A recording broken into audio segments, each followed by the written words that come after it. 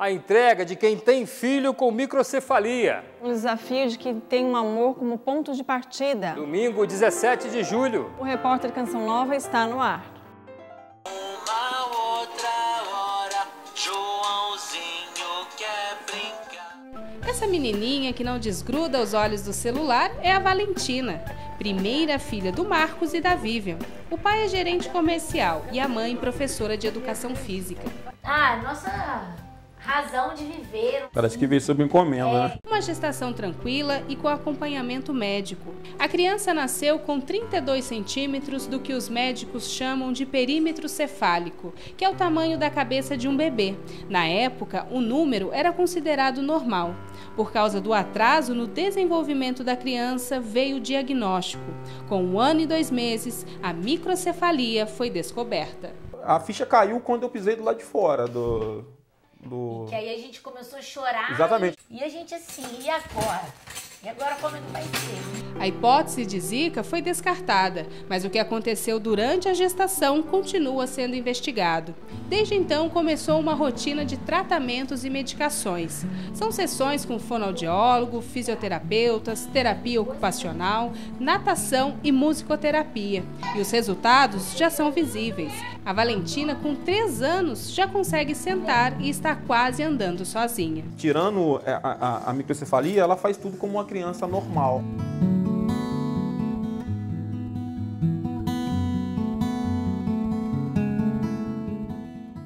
Enquanto os pais trabalham, é a Monique que cuida da criança. Quando ela não vem, dá uma diferença, que a casa fica até quieta. Eu já acostumei, é o xodó da casa. A pequena está matriculada em uma creche de Volta Redonda, no sul do Rio de Janeiro, como parte do processo de inclusão educacional. Uma cuidadora acompanha nas necessidades de cada aluno, tanto na sala como nas brincadeiras. Se a criança precisa de ajuda para se locomover, a cuidadora está ali à disposição para isso. Então, as atividades que a gente realiza, a cuidadora executa. Agora são 11h15 da manhã, horários de saída da escola, e os pais da Valentina têm um horário flexível no trabalho. Então eles se revezam para vir buscá-la na escola, levar para babá e até mesmo nos tratamentos necessários no período da tarde. Se não tivesse esse horário flexível, não teria condições. Alguém teria que parar de trabalhar para viver em função. Uma rotina bem agitada para uma criança de 3 anos e cheia de dúvidas para os pais. A microcefalia, como não é que ela seja nova, né? Mas assim, ela ainda é um ponto de interrogação. Falou-se muito na causa, né? Mas assim, acho que a gente já está em outro momento, né? E quem já tem, como é que vai ser daqui para frente?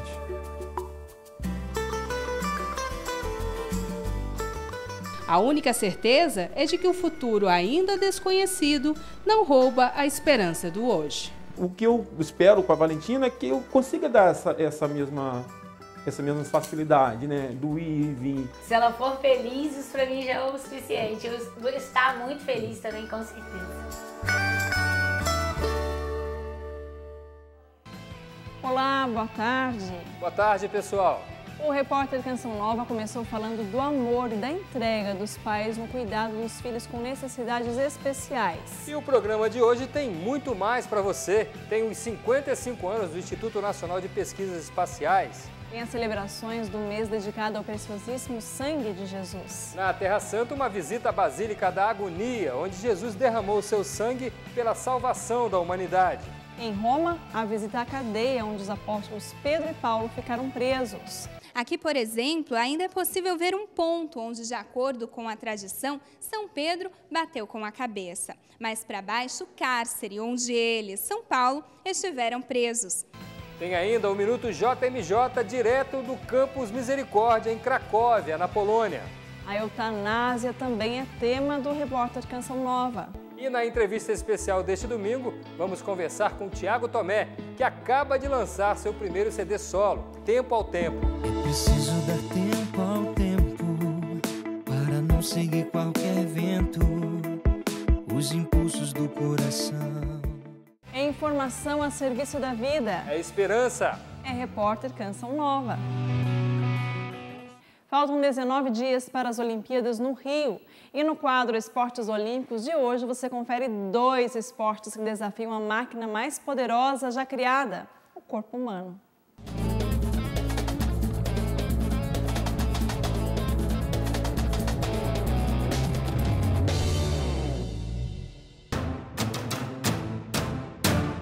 Quem aprende, nunca mais esquece. Assim é andar de bicicleta. Mas no ciclismo eles pedalam para ultrapassar os limites do corpo e do tempo.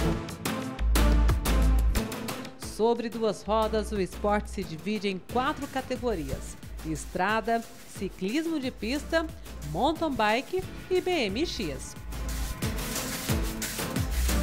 As competições na estrada são individuais. A disputa pode ser contra a distância e contra o relógio. No caso da corrida por distância masculino, ganha quem fizer 250 a 280 quilômetros primeiro. Já no feminino, a distância chega a 140.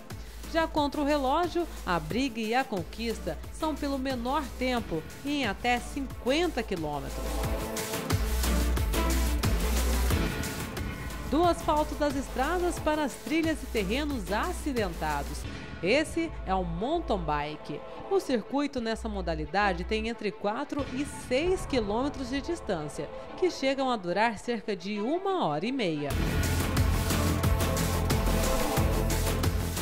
Das montanhas para as pistas. O atleta dessa categoria entende como ninguém quando o assunto é velocidade. As bicicletas aqui correm em um ritmo alucinado, atrás de um bom tempo, mas sem freio e contam com apenas uma marcha. Loucura não, esporte. No BMX, a velocidade é o motor do ciclismo. Conhecido como o irmão mais novo do ciclismo, as bicicletas têm roda com aros maiores, além de uma marcha e um freio. Como foi inspirado no motocross, em média 40 segundos é o necessário para realizar a prova. Criado para ser assim mesmo, radical. Mas nada mais radical do que, além da bicicleta, o homem enfrentar também os limites do corpo e do tempo na corrida e na natação. A união desses 3 esportes é possível e se chama triatlon. Nadar, pedalar e correr tudo de uma vez só, no mesmo dia e no menor tempo possível. Prova tão puxada que nos Estados Unidos é conhecido como Ironman, ou Homem de Ferro. 51,5 quilômetros divididos no limite da resistência. No triatlo, os atletas, além de nadarem 1,5 km, percorrem em seguida 40 quilômetros de bicicleta e os últimos 50 correndo. Desgastantes, difíceis e velozes. Conquistas e derrotas contra as resistências do corpo, da natureza, das máquinas. Para quem assiste, é impossível. Para quem vive o esporte, é olímpico.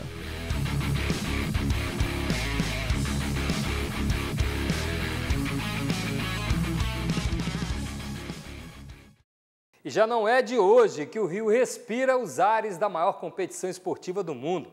A criatividade tem sido marca registrada nesses dias que antecedem o início das competições. Prova disso é a exposição dos postais olímpicos, lançada no Museu do Amanhã.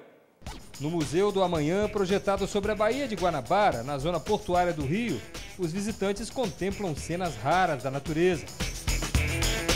Além das belezas naturais, o turista pode apreciar 13 cartazes que representam a diversidade da maior nação da América Latina.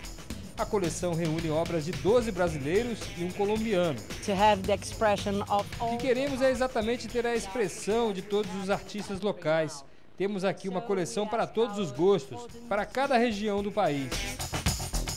Cada pintura tem os Jogos Olímpicos do Rio como pano de fundo. Na tocha olímpica, conduzida no calçadão da praia de Copacabana, chama a dar lugar à Pomba da Paz.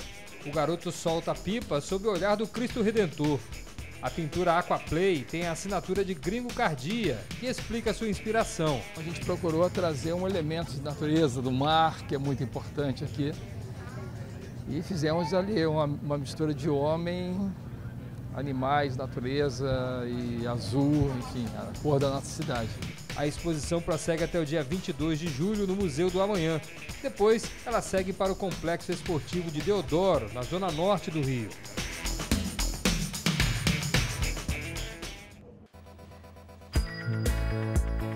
E agora um esporte diferente, ou melhor, uma arte que exige bastante elasticidade. E haja elasticidade, o contorcionismo surgiu na Mongólia no século XIII, durante o Império de Gengis Khan. Os movimentos até parecem fáceis, mas só é possível realizá-los após meses de treinamento. Essa garotinha de 9 anos começou a treinar aos 6. A arte é praticada geralmente por meninas. Essas meninas treinam para uma competição importante no próprio país. Força nos braços, equilíbrio de 3, força e mais força. E com a boca. O ambiente não é glamuroso, o treinamento é duro, mas a esperança é alcançar bons resultados e poder competir no exterior. Meu sonho é continuar fazendo contorcionismo. É por isso que eu tenho vindo treinar. É o sonho do povo da Mongólia introduzir a cultura nacional e a arte para o mundo todo. É por isso que eu quero ser a melhor contorcionista do mundo.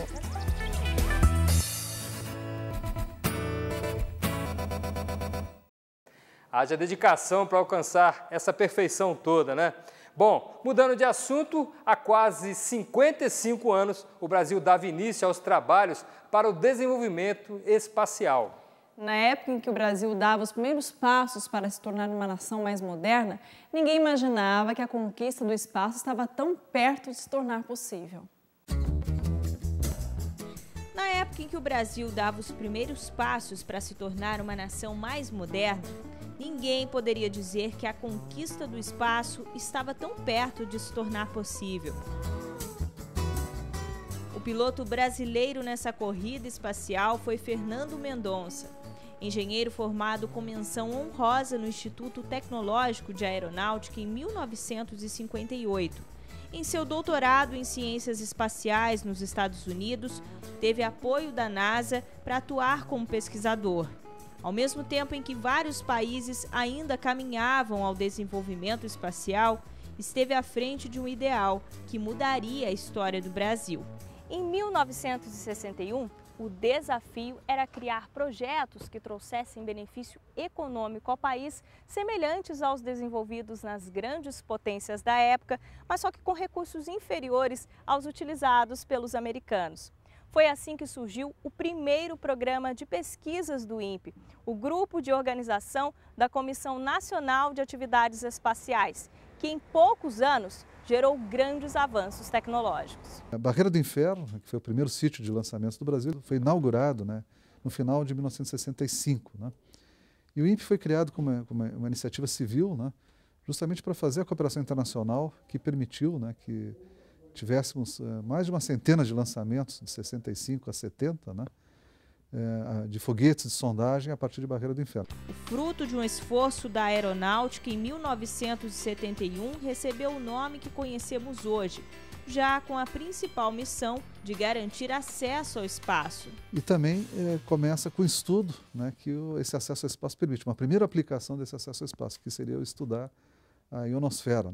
A partir daí, o Instituto se tornou pioneiro em diversos aspectos baseados em 5 áreas de atuação: ciências espaciais e atmosféricas, previsão do tempo e estudos climáticos, ciência do sistema terrestre, observação da Terra e engenharia e tecnologia espacial.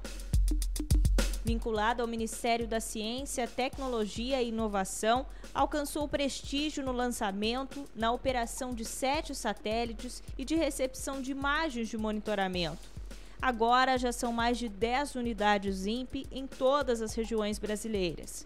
O Laboratório de Integração e Testes, na sede em São José dos Campos, é equipado com alta tecnologia, semelhante aos recursos utilizados pela NASA em preparação de satélites. Nós temos a área de teste de vibração, que vai simular os esforços de vibração que o foguete causa sobre o satélite. Outra área importante é a área que a gente chama de teste de simulação espacial. São as câmaras vacuotérmicas que simulam as condições do voo do satélite. Outras áreas são, por exemplo, a parte de compatibilidade eletromagnética, também é a área que chama de propriedades de massa, que a gente tem que medir as condições do satélite para poder colocar na órbita correta. Para a obtenção de tantos recursos, é preciso muito trabalho. A chamada economia do espaço, responsável em colocar sistemas espaciais em órbita e gerar serviços que impactem a vida da sociedade, cresceu mais de 270% nos últimos 15 anos. Contribuições que podem garantir mais sucesso ao futuro espacial do país. O Brasil tem toda a condição, né, de vir a ser fabricar sistemas espaciais, né, para as mais variadas aplicações. E isso poderá gerar empregos aqui de grande qualidade, né, que gerem renda, não só aqui para essa região, mas eu digo para o Estado e para o país de uma forma geral, né?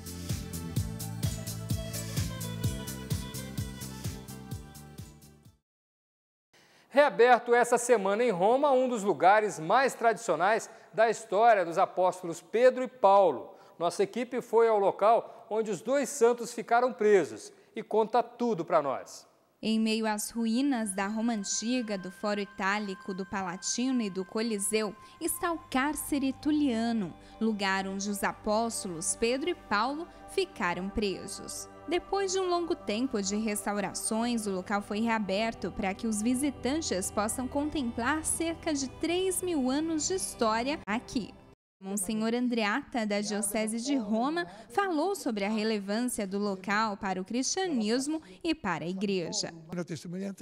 Um exemplo vivo antes de mais nada. Saber que Pedro, sucessor de Cristo, fundador da Igreja, sofreu e foi contrariado em sua fé. Um exemplo que precisamos seguir para sermos cristãos.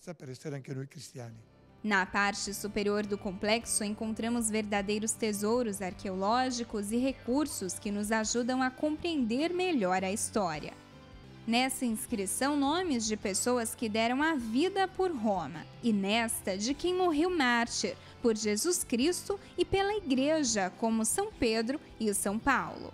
No cárcere, tido como local de culto desde o 8º século, encontramos vestígios de afrescos que representam, por exemplo, Jesus Cristo junto a Pedro, e ainda uma das primeiras representações da Mãe da Misericórdia. A tecnologia nos ajuda a viajar no tempo. Os turistas, quando entram, têm à disposição um tablet com o qual podem ler a iconografia. Por exemplo, aqui à minha esquerda vemos a Mãe da Misericórdia, que protege os fiéis sob o seu manto. Um lugar sagrado. Aqui, por exemplo, ainda é possível ver um ponto onde, de acordo com a tradição, São Pedro bateu com a cabeça. Mais para baixo, o cárcere, onde ele, São Paulo, estiveram presos. Vamos conhecer?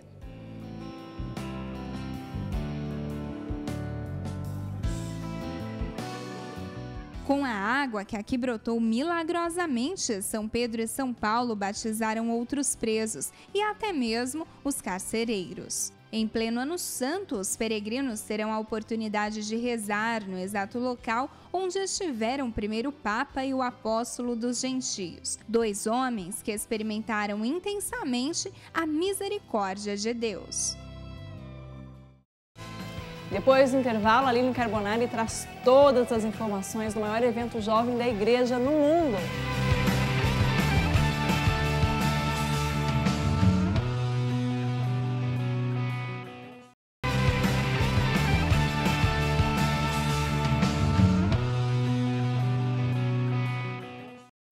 Até que ponto o homem é capaz de enfrentar os seus limites?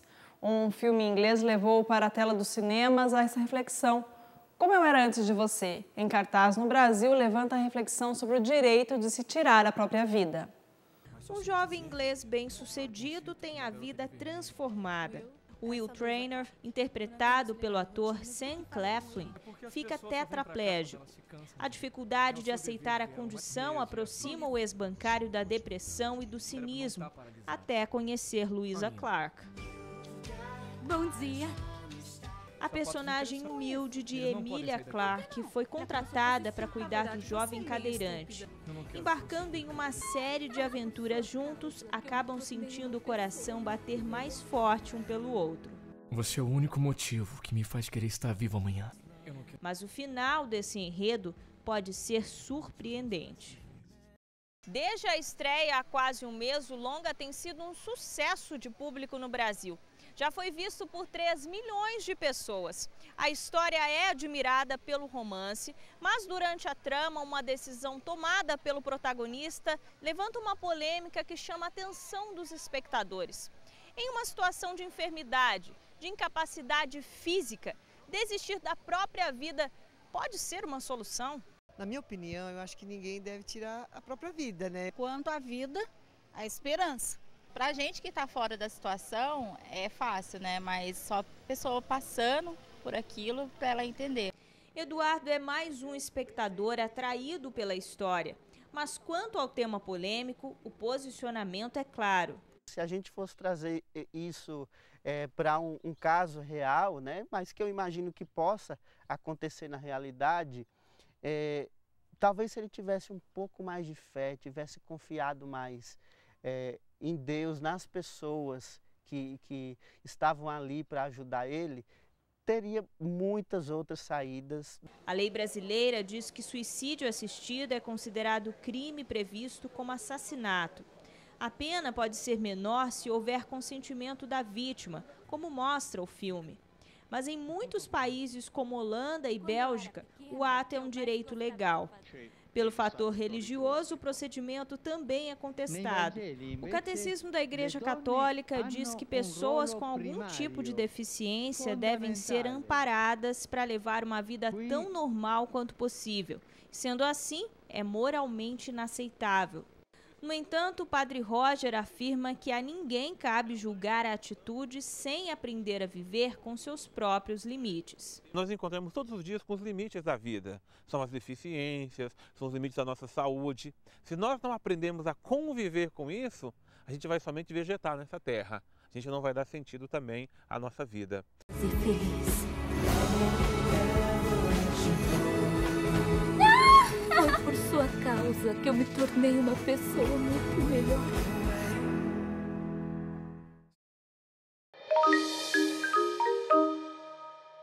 Olá pessoal, tudo bem? A ansiedade já está batendo cada vez mais forte. Faltam 7 dias para a Jornada Mundial da Juventude. E o melhor, ainda dá tempo de fazer a inscrição.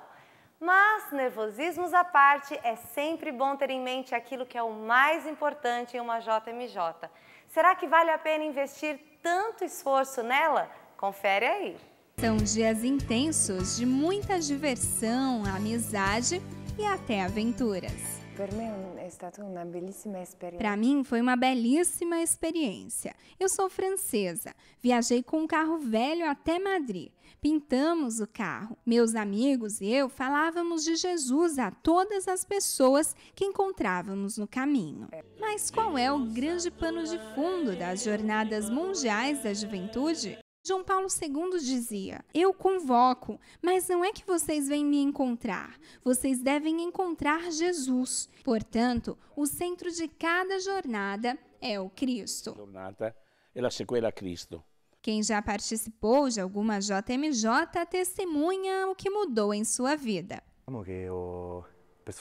Depois da JMJ, comecei a levar mais a sério o que eu estava fazendo. Um período frutuoso, porque com 18 anos eu precisava começar a fazer escolhas, seja do ponto de vista espiritual, seja humano. Me fez entender em que direção eu devia andar.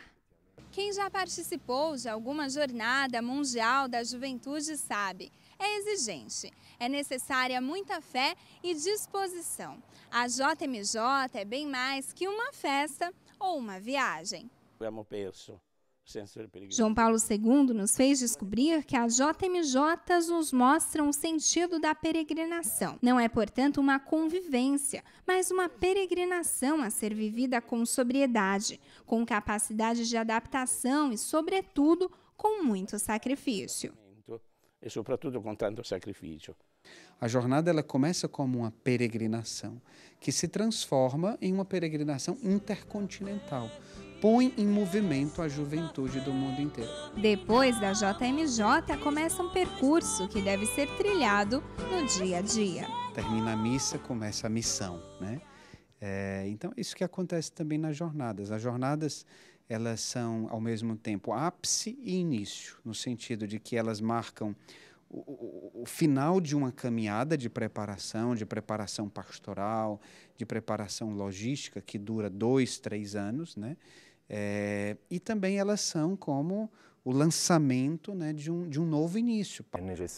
É necessário colocar tudo em prática, senão são experiências que ficam depois dentro de uma caixinha. E viver o cristianismo não é isso.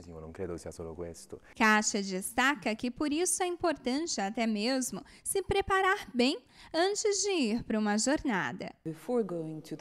Antes da JMJ, nós fizemos encontros espirituais de preparação, porque é uma linda experiência, mas tem muitas pessoas, muitas coisas, muitas distrações, e nós temos que ter realmente tempo para nos preparar, para depois absorver a mensagem do Papa.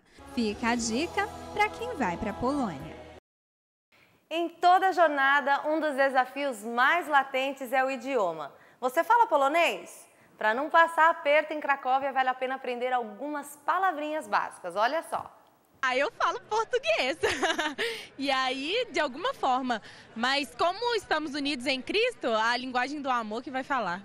Eu já tenho aí 3 anos estudando inglês para estar participando da jornada. E o polonês, sabe alguma coisa? Nada, só sei que o verbo só usa dobre alguma coisa, dobre ets, dobra lá, dobra cá e pronto. Eu vou com um padre que é polonês e mora no Rio de Janeiro.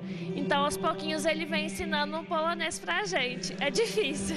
Conhecer algumas expressões e palavras em polonês é importante para quem for para a JMJ em Cracóvia. Por isso, a irmã Bárbara, que é polonesa, vai ensinar para a gente alguma dessas expressões que podem ajudar e muito o peregrino para se comunicar. É uma expressão dzień dobry, que significa bom dia. A gente usa essa expressão até escurecer o dia. Não tem assim como em português, boa tarde, não existe isso em polonês. Depois, na despedida, durante o dia também, nós nos despedimos dizendo do widzenia. Vocês podem se apresentar dizendo jestem z Brazylii. A próxima frase também é super importante, então anote aí. Quando você sentir já aquela fome, você pode dizer jestem głodny. Se você disser essa palavra, essa frase, o polonês vai buscar um restaurante ou um barzinho, para poder saciar a sua fome. E não dá para esquecer de agradecer, né? Dziękuję. Ou seja, essa palavra tanto para os homens como para as mulheres. Dziękuję. Ou seja, muito obrigada.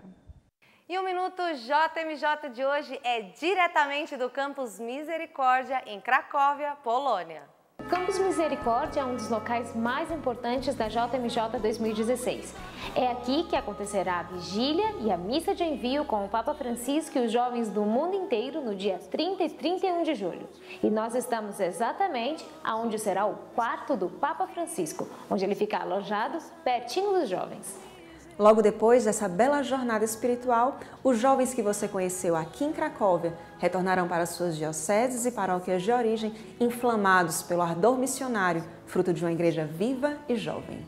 O Campus Misericórdia será dividido por setores. Cada peregrino terá um passe de acesso individual para o seu setor designado. A área do Campus Misericórdia tem 300 hectares de terra. E aqui, estima-se que entre 1,5 milhão e 2 milhões de jovens estarão reunidos nas próximas semanas. Aproximadamente 80 quilômetros de barricadas e sistemas de ancoragem serão instalados para a demarcação do terreno. Sinais de informação e de direção também estarão nas vias de acesso. Os peregrinos podem entrar e sair das áreas dos eventos por meio de 11 diferentes acessos. Toda a área do Campus Misericórdia será iluminada e protegido por um moderno sistema de iluminação, tipicamente utilizado em grandes eventos. Contaremos também com modernos recursos de áudio e vídeo. Os peregrinos devem chegar no sábado, dia 30 de julho, aqui ao Campus Misericórdia, após uma peregrinação de 12 quilômetros. Uma tradição entre as Jornadas Mundiais da Juventude. Com atrações musicais e religiosas e muita música, os jovens devem esperar a chegada do Papa Francisco para dar início à adoração ao Santíssimo Sacramento. E temos uma boa notícia para você que perdeu o prazo de inscrição, mas ainda quer ser um peregrino na JMJ de Cracóvia. O Departamento de Inscrição lançou o sistema Last Minute. O Last Minute consiste em um sistema de inscrição bem mais simples, destinado a grupos de até 150 pessoas, como também para pequenos grupos ou individuais. Essas inscrições estarão abertas até o dia 22 de julho e você pode fazer o pagamento somente por cartão de crédito. E você pode estar presente em um dos momentos em que o Papa Francisco estará no Santuário da Divina Misericórdia. Como? Envie sua foto para o site image2016.pl.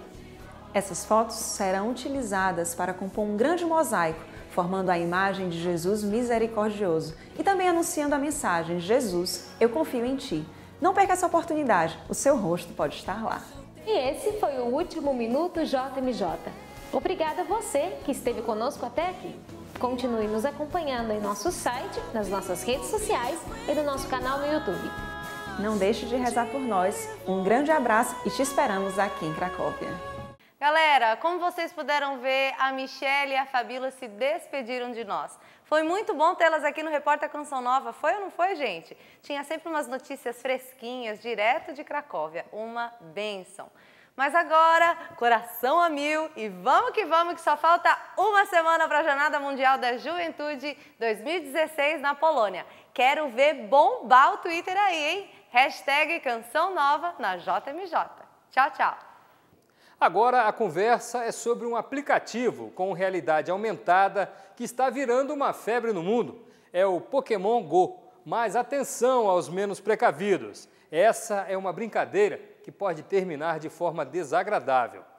O aplicativo lançado nos Estados Unidos, Austrália e Nova Zelândia é um game de realidade aumentada que combina o uso do celular e lugares reais. Só no território americano, 2 dias depois do lançamento, o Pokémon Go foi instalado em mais de 5% dos dispositivos Android do país. Eu acho uma ótima ideia. Você sai e interage com novas pessoas. Agora há pouco eu conheci um casal jogando Pokémon. Mas em pouco tempo o game já causou surpresas desagradáveis. Shayla queria buscar alvos na água de um rio e se apavorou. Eu queria buscar um Pokémon na água e na minha caminhada encontrei o corpo de uma pessoa flutuando no rio.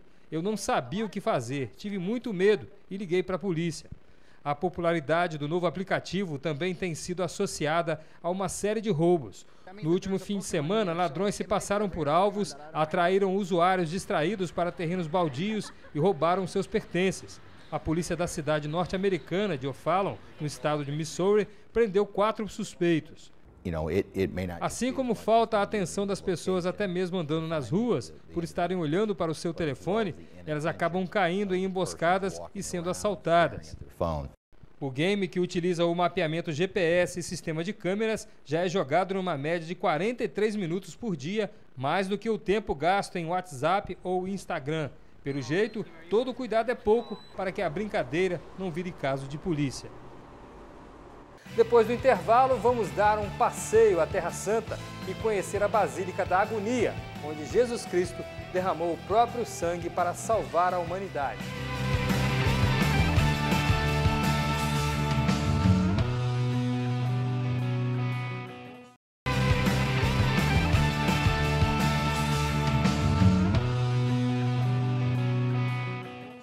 A igreja dedica esse mês de julho ao preciosíssimo sangue de Jesus. A nossa equipe visitou a Basílica da Agonia na Terra Santa, lugar onde, segundo a tradição, Jesus Cristo derramou o próprio sangue para salvar a humanidade. Jesus viveu momentos de profunda angústia antes de sua paixão. Como narra o evangelista Lucas, aqui ele suou sangue, quando pediu ao Pai que o livrasse de tamanho sofrimento, mas que antes de tudo se cumprisse a vontade de Deus para ele. Na abertura do mês dedicado ao preciosíssimo sangue de Cristo, uma celebração eucarística reuniu franciscanos, a comunidade católica e peregrinos na Basílica da Agonia, em Jerusalém.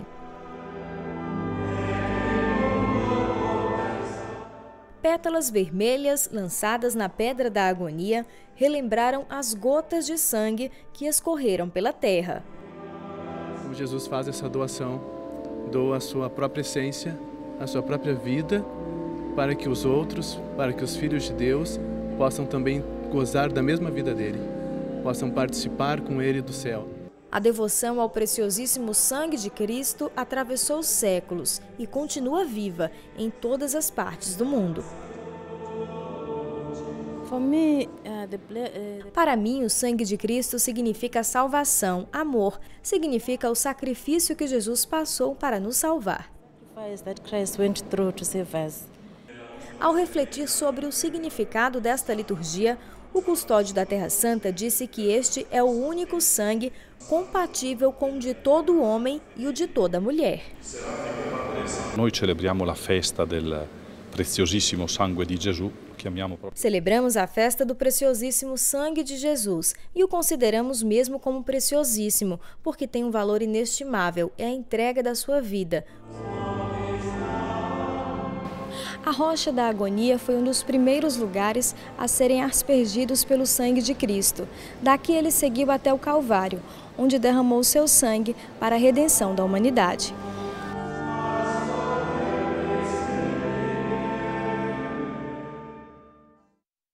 E agora tem entrevista especial no repórter Canção Nova. O bate-papo de hoje é com o missionário da comunidade Canção Nova, Tiago Tomé. Pois é, Lili, eu estive com o Tiago essa semana. Foi uma ótima experiência com esse jovem pai de família, missionário, músico. Aliás, a evangelização dele através da música ganhou um reforço agora com o lançamento do seu primeiro CD solo.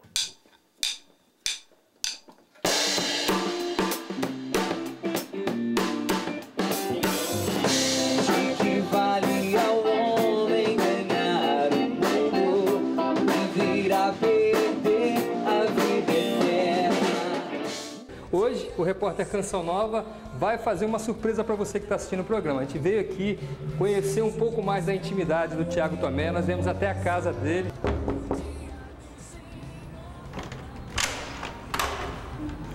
Aí ele aí, olha, é o Tiago. Como é que tá, meu irmão? Tudo bem? Bem? Dá Pode licença. chegar. Vamos lá, gente. Vontade. Aqui é a Edilane, minha esposa, Isadora, é artista aí da entrada. Não sei se vocês acompanharam e viram aí os desenhos da artista. Tempo de ficar atento. Agora a gente vai tentar entrar um pouco mais nessa intimidade do músico, do pai, né?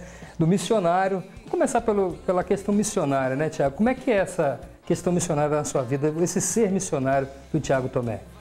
Foi em janeiro de 2001 chamado, quando eu vim para um acampamentão de férias, naquela época que tinha 15 dias de acampamentão aqui em Cachoeira Paulista, mas ao longo desses 15 anos não foi tudo só música, né, como você mesmo falou. Foram 2 anos e meio de Terra Santa, foi 1 ano em Curitiba, 1 ano em Paulínia também, então ao longo desse tempo foi muito mais vida missionária até mesmo do que música. Fala pra gente dessa questão família do Tiago Tomé, com a Edilane, com a Isadora. Nossa história é pautada no relacionamento da nossa amizade, no conhecimento e nesse amor mesmo, que foi muito maior do que uma admiração da Edilane por mim na música, né, meu amor? É como ele falou, sempre teve essa marca muito forte da espera em Deus, da espera por Deus, né? Como é que foi chegar a esse nome, Tempo ao Tempo, chegar a essa capa, como é que foi isso? Bom, na verdade, o nome do CD, quem deu foi a Edilane. Fui pra capela rezar e aí ficou no meu coração assim, Tempo ao Tempo. E aí eu falei com ele e aí ficou Tempo ao Tempo pra música e depois ele falou, olha, você deu o nome também pro meu CD. Aí eu falei assim, nossa, que bom, né? Não é uma coisa que não faça parte daquilo já que a gente vive e experimenta com Deus. Várias das canções falam dessa experiência do tempo e todos nós nos submetemos a ele, né? E como tudo é tempo, a gente vai dar um tempo nessa entrevista aqui para continuar ela lá no estúdio, onde o Tiago ainda vai continuar a conversa com a gente. Mais uma vez, Edilane, obrigado a Isadora também, que enfeitou essa entrevista aqui, com certeza, mas a gente tem muito mais ainda, né? Tchau. Tchau. É preciso dar tempo ao tempo para não seguir qualquer vento, os impulsos do coração. Nós estamos aqui no estúdio da gravadora Canção Nova para continuar essa conversa com o Thiago Tomé, que está lançando esse CD maravilhoso aí, Tempo ao Tempo, né, Thiago? Uma das faixas do CD você fala na música, né, do Fim dos Tempos. Como é que foi fazer essa sintonia, né, daquilo que você ouviu do Monsenhor Jonas para colocar nessa canção? Eu fiquei com esse desejo no coração também, de ter uma canção que falasse sobre isso. Primeiro veio esse refrão. Tempo, tempo, quanto tempo temos, isso só Deus sabe. Tempo, quanto tempo temos, isso só Deus sabe. Tempo de ficar atento. Jesus voltará. Aí a segunda parte, como vigia que a aurora espera, assim como a noiva esperando o amor. A inspiração veio exatamente daquilo que o Padre Jonas tinha escrito. E aí eu me lembrei do que ele sempre fala pra gente, né? Veremos novos céus e nova terra, Maranata, vem o dia do Senhor. E aí tudo a ver, né? É. Que não passará, o dia do Senhor não tardará. A gente não podia deixar de conversar um pouco com o Toco, que é o diretor artístico da nossa gravadora Canção Nova, que fez todo esse trabalho junto com o Thiago, né, Toco? Como é que foi pra você estar trabalhando aí com o Thiago nessa produção desse CD, Tempo ao Tempo? Foi muito bom. O Thiago, a gente se conhece já há 15 anos, né? Amadureceu, casou, tem filho, mas ele continua o mesmo moleque de sempre, com as brincadeiras, todo mundo que está ao redor sabe bem, né? E isso faz parte da personalidade dele. Não tivemos que inventar absolutamente nada. Nossa, vamos fazer o Thiago dançar, ou ser jovem, ou ser alegre. Não, aquilo foi muito natural. Como irmão de comunidade, como diretor artístico, como padrinho, para essa empreitada que ele tem pela frente de missão, como músico, como ministro de música, que vai ainda levar essa música aí com certeza para outras nações, vamos dizer assim. Vai para cima. Vamos para as nações, porque é isso que o nosso pai fundador nos pede, né? Eu vencerei, no Senhor eu vencerei, eu escolho acreditar que o milagre Ele fará. Música Eu Vencerei, né, que inclusive você canta com a sua irmã. Diz um pouco dessa luta que você enfrentou para fazer seu ministério chegar a esse nível que está chegando agora, de um CD pessoal, um CD solo. Sem dúvida, sem dúvida. Na verdade foi da minha experiência mesmo. Quem ouve a letra da canção vê um pouco do coração do Thiago Tomé ali, né? Precisava ter a participação da minha irmã porque a gente começou a cantar junto, né? E como foi uma música que eu compus, eu queria muito que ela cantasse uma música que partiu da minha experiência, da minha intimidade com Deus. E uma música assim que muito emocionante, muito tocante, que fala da vitória, né? Então, estou muito feliz. Para chegar nesse ponto, você acha que tudo começou lá na base que você teve familiar? Não tenho dúvida. Na verdade, tudo começou na minha vida missionária, né? No Sim, a minha vocação, que aí foi um sim também a vocação matrimonial, junto com a Edilane, um sim à vida, que aí veio a Isadora, e um sim também a esse projeto de evangelização que custa, que nos cansa, que não é fácil. Eu sei que você vive as suas lutas, seja na profissão que você tem, como você ali no jornalismo, mas também como músico. Cada um de nós temos a nossa luta, temos aquilo que nos cansa, mas no Senhor nós somos vencedores porque o jugo dele é suave, o fardo dele é leve e a gente sai com uma vitória. Eu vencerei, no Senhor eu vencerei, confiante eu declaro, para Deus nada é impossível. Olha, gente, esse CD promete, hein? Verdade. E assim a gente encerra o Repórter Canção Nova de hoje. E para manter o clima de novidade e musicalidade, nós nos despedimos com um clipe do Thiago Tomé. Não é mesmo, Wallace? É isso mesmo, Lili. O clipe da música de trabalho que dá nome ao CD, Tempo ao Tempo. Curte aí e até domingo que vem, pessoal, se Deus quiser. Tchau, até domingo.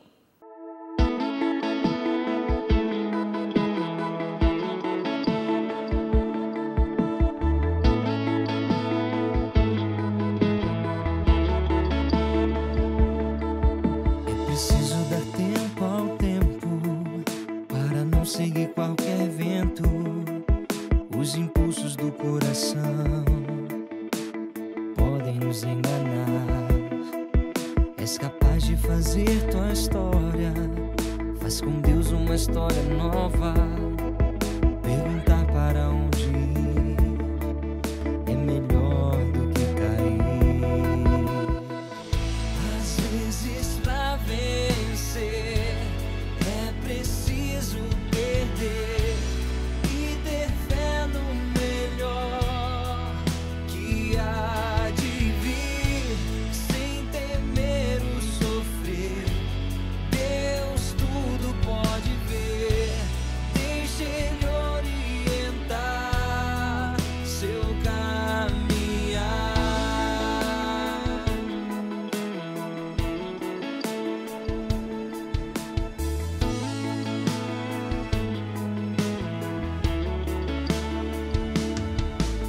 Preciso dar tempo ao tempo para não seguir qualquer vento, os impulsos do coração podem nos enganar. És capaz de fazer tua história, faz com Deus uma história nova. Perguntar para onde ir é melhor